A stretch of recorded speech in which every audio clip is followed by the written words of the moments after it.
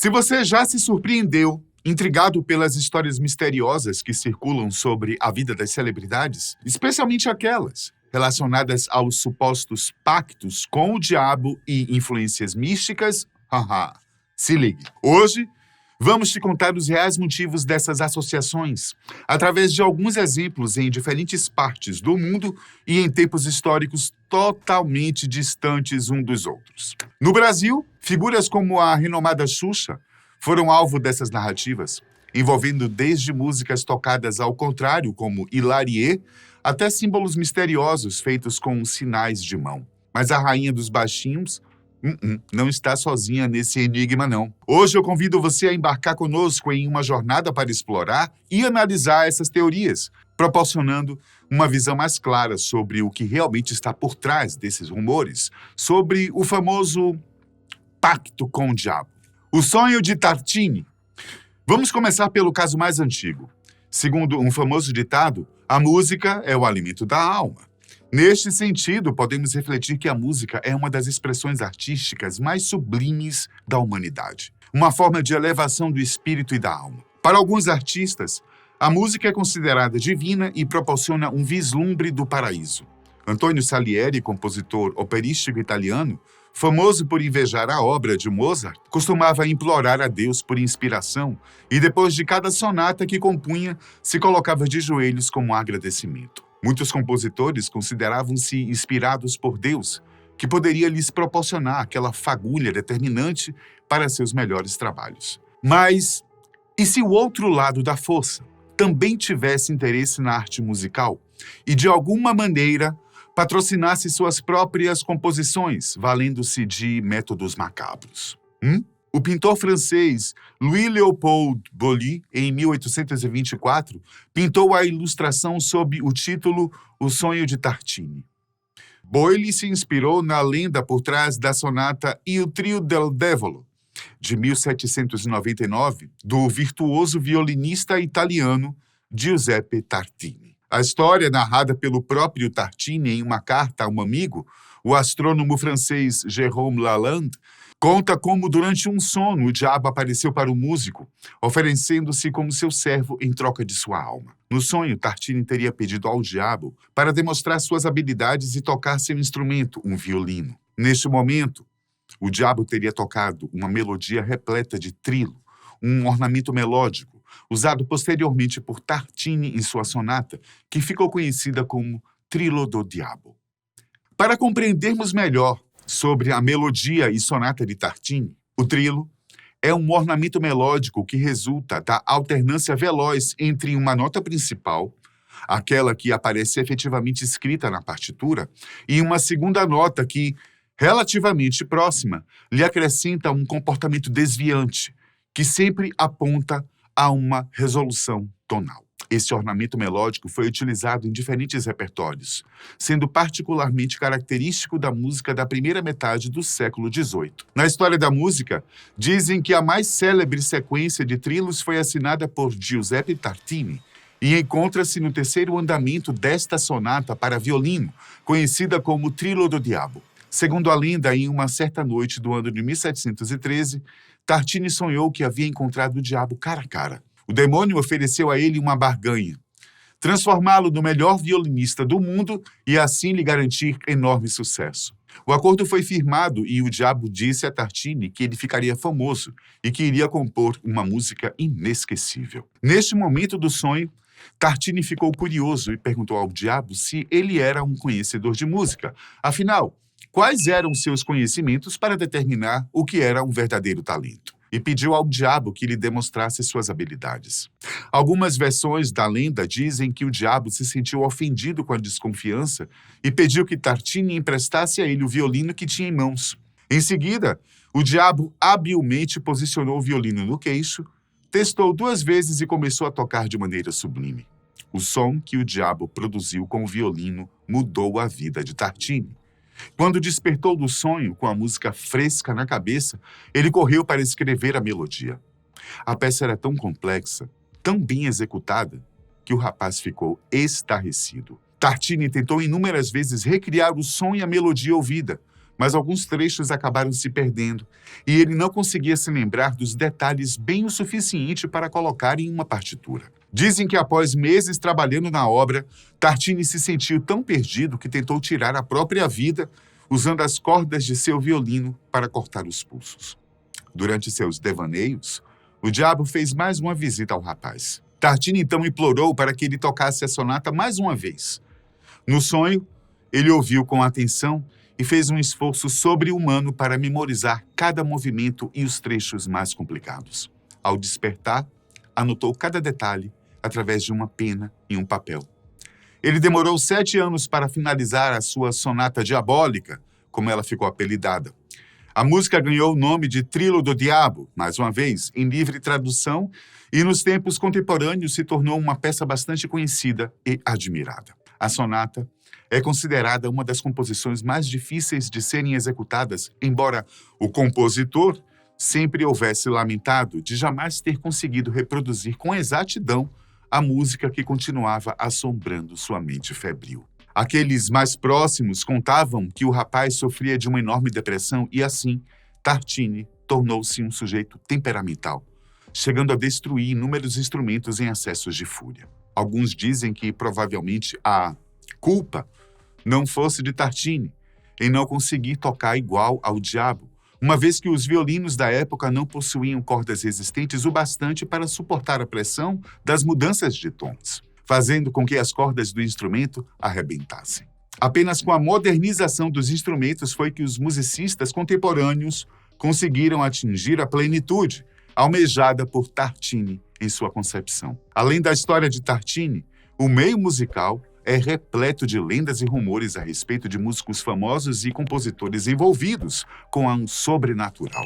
De Fausto a Mefistófeles até o fantasma da ópera, dos guitarristas de blues esperando encruzilhadas para vender sua alma ao estrelato, das travessuras pagãs de Jim Morrison, até os rituais de Telema tentados pelos membros do Led Zeppelin, a música e o ocultismo caminham de braços dados desde que ambos surgiram. Robert Johnson e seu pacto na encruzilhada. Muitos falam que o diabo é o pai do rock and roll, e o segundo exemplo que vamos comentar é do músico de blues, Robert Johnson. Os mistérios na vida de Johnson fizeram do músico o homem mais misterioso do mundo. Seu incerto nascimento é datado entre 1909 e 1912, em uma pequena cidade do interior do Mississippi. Robert nasceu em uma pobre família de lavradores que, além da fome e escassez de recursos, ainda sofria enorme discriminação racial. Os únicos registros de sua infância e adolescência foram em campos de cultivo e colheita, onde sua família trabalhava. Sem frequentar a escola, passou a se dedicar à música aos 16 anos de idade, tocando composições próprias em bares, até que, cansado da árdua e pacata vida de lavrador, decidiu pegar a estrada e se dedicar completamente à sua verdadeira paixão. Com letras carregadas de agonia e dor, descrevia a solidão, romances e as dificuldades enfrentadas pelos americanos na época da Grande Depressão de 1929 e seus prejuízos. E, quando começou a ter notoriedade pelas suas composições, alguns rumores começaram a surgir e a render certa desconfiança sobre a origem de seu talento. Robert gravou apenas 29 de suas 40 composições entre 1936 e 37. Enquanto vivia em Robinsonville, teve a oportunidade de conhecer outros cantores de blues que partilhavam do mesmo sentimento que ele a respeito da música e que, inclusive, o influenciaram em seu estilo. Entre eles estão Son House e Willie Brown. É claro que, como todo grande músico ou celebridade que brilhou forte em algum período da vida, Robert Johnson não ficou marcado apenas pelo seu talento e legado musical, mas também por uma das lendas urbanas mais marcantes do cenário da música.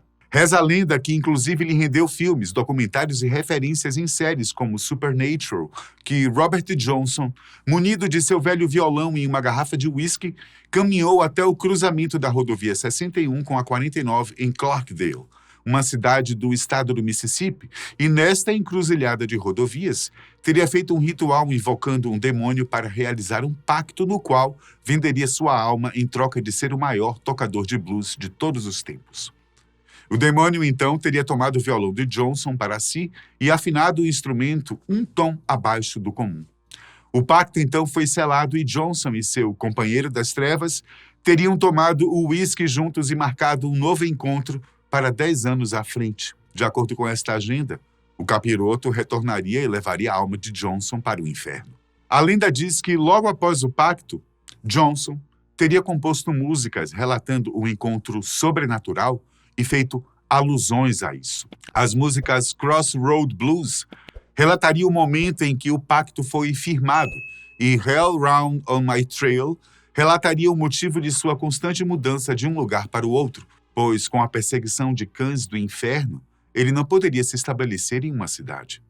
Nessa segunda canção, alguns consideram que Johnson teria narrado sobre seu arrependimento em relação ao trato. De acordo com algumas matérias sobre o músico, Me and the Devil Blues foi uma das últimas composições de Robert Johnson, na qual ele daria a entender que seu contrato já estava findando e seu amiguinho trevoso já estaria batendo à sua porta, pronto para finalmente recolher sua parte do trato.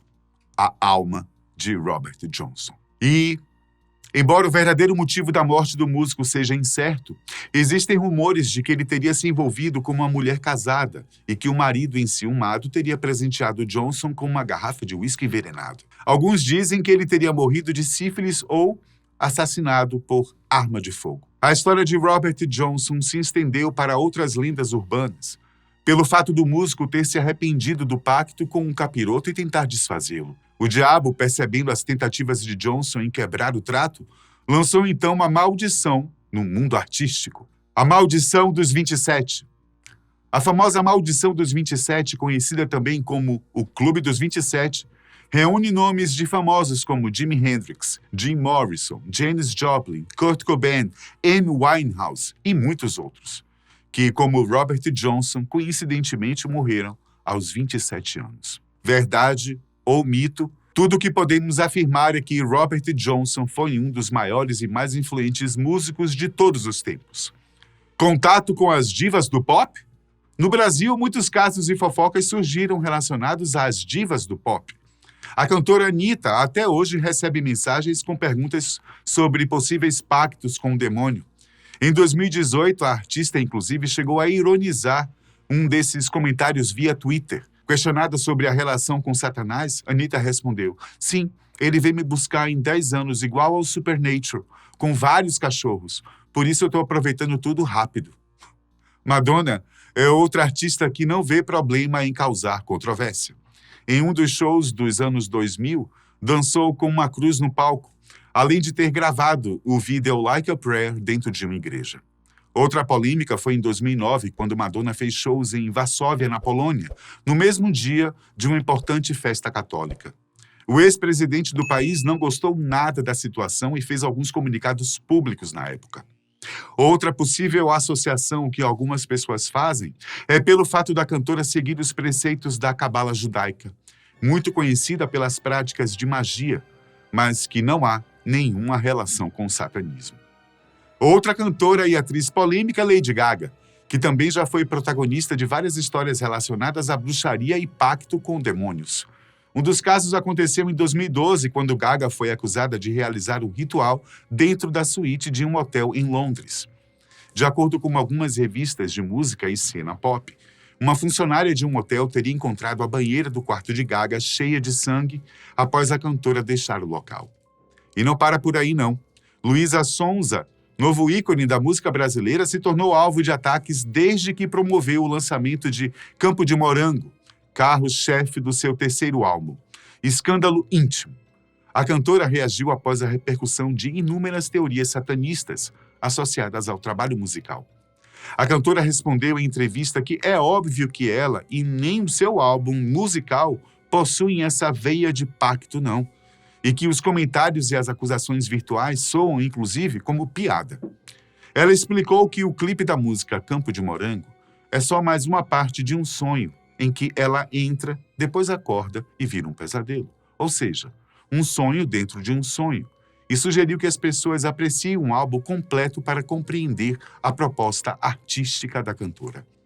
Uma provocação importante que Luísa Sonza apresentou como resposta foi também sobre a associação da arte com o belo, ao dizer: achei engraçado. Acho que a arte tem que ter esse papel em algum momento, provocar o público e colocar à prova, fazer pensar. Não necessariamente tem que ser bela, e acho que faz tempo que a arte não está mais ligada ao belo. Com esse álbum, como é um escândalo que vai no meu mais íntimo, quero que as pessoas cheguem no íntimo delas. Então, que discordem, pensem, tenham reflexões, explicou a braba, desmistificando a polêmica do suposto pacto. Tentação satânica e rumores no mundo do rock. Além das musas do pop, outro ícone da música, o rei do rock, Elvis Presley, ao se tornar um fenômeno nas décadas de 50 e 60, causou revolta na Igreja Católica por seus movimentos sensuais nas apresentações. O cantor, na época, foi até considerado como uma espécie de tentação satânica, devido ao seu famoso rebolado que chegou a ser censurado na TV. Como os rumores e as lendas urbanas não param, sobrou até para o Beatle Paul McCartney. Bastou uma frase controversa na música Revolution 9 dos The Beatles para que fosse criada uma teoria ainda mais absurda. A frase "Me excite, homem morto", quando o músico canta na época, gerou o boato de que Paul teria um combinado satânico e havia sido morto e substituído há décadas, devido ao contrato com o diabo, após sofrer um acidente de carro. Suposições sobre o satanismo. Além das histórias e dos mitos sobre os pactos com o diabo feitos por algumas celebridades, rituais envolvendo sangue, sacrifícios humanos e culto ao diabo são umas das suposições difundidas a respeito do satanismo. No entanto, essas teorias raramente correspondem à realidade. Fundada em 1966 na Califórnia, a ideologia satanista possui sede física, mandamentos e Bíblia. Mas, segundo alguns teóricos e pesquisadores, ela está longe de ser uma religião. Apesar do estigma que o rótulo implica, alguns famosos assumiram ser satanistas e falam sobre o assunto publicamente. Outros, no entanto, são associados à ideologia por causa do seu estilo de vida. Ana Beatriz Dias Pinto, doutora em teologia e especialista em cultura religiosa e professora da PUC do Paraná, explica que, de acordo com essa ideologia, as pessoas são incentivadas a viverem um tipo de independência e cuidado a si próprias, e que não necessariamente tem a ver com praticar o mal. A pesquisadora explica que, pelo contrário, a ideologia tem a ver com uma visão de liberdade. Por exemplo, se você tem dinheiro e quer um carro, o satanismo diz que você deve comprar e não doar a quantia aos pobres. Criada por Anton LaVey, a Igreja Satânica não cultua a Satã, nem mesmo adora a um Deus. O objetivo por trás do nome chamativo é pensar em si mesmo. A ideologia apenas leva a esse nome satânico como ironia à Igreja Católica, que em meados de 1960 vivia um momento de pressão devido ao avanço da indústria cultural e à popularização dos métodos contraceptivos. Por isso, o termo criado, Igreja Satânica, que foi um meio de promover a ideologia e provocar a Igreja Católica. Atualmente, o jovem produtor de conteúdo, que também atua como drag queen, Vicky Vanilla, se autoproclama satanista luciferiano. E no TikTok, onde fala sobre o assunto, reúne quase 710 mil seguidores. O músico e escritor Peter Howard Gilmore era o atual sumo sacerdote da Igreja Satânica em 2022 e foi escalado ao cargo em 2001 por Blanche Barton, ocultista estadunidense. Além destes, dois exemplos, o famoso Marilyn Manson, em sua autobiografia, publicada em 1998, afirmou que o fundador da Igreja Satanista, Anton LaVey, também o certificou como ministro da Igreja de Satã durante uma turnê com Nine Inch Nails, em 1994. Beyoncé e Formation?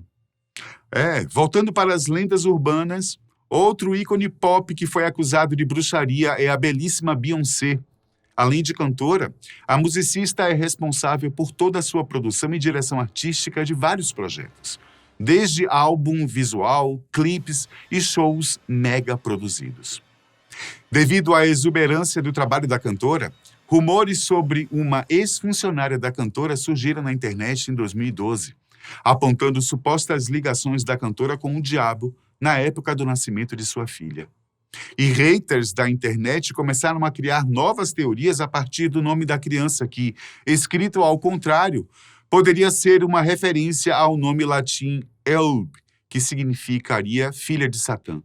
É claro que a palavra nem mesmo existe. Recentemente, o candidato ao Congresso pelo estado da Flórida, K.W. Miller, afirmou que Beyoncé passaria mensagens satânicas através da música Formation, relacionando a canção com igrejas satanistas do Alabama e da Louisiana, e ainda acusou a artista de fingir ser negra por ter ascendência italiana.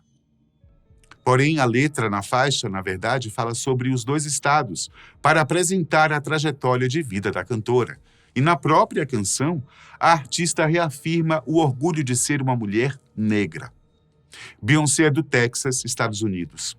E na música recentemente lançada Black Parade, a cantora ainda reforça a importância da herança deixada pelos seus ancestrais para os negros e cita os orixás. Além disso, a artista é envolvida em diversos trabalhos humanitários e já foi homenageada no BET Awards, o que ressalta as mentiras e ofensas provocadas por Miller. Desmistificando o Pacto de Xuxa. Sobre os rumores a respeito da Rainha dos Baixinhos, Xuxa Meneghel, em setembro de 2021, concedeu uma entrevista na qual abriu seu coração, revelando detalhes sobre sua carreira e vida pessoal. Ela falou sobre a sua relação e sua fé em Deus, falando da importância do cara lá de cima na sua vida e na sua carreira, desmentindo as histórias e mentiras sobre algum suposto pacto com o diabo. Em 2008, uma juíza da 6ª Vara Civil do Rio de Janeiro chegou a condenar a editora gráfica Universal, que edita o jornal da Igreja Universal do Reino de Deus, a indenizar Xuxa em 150 mil por danos morais.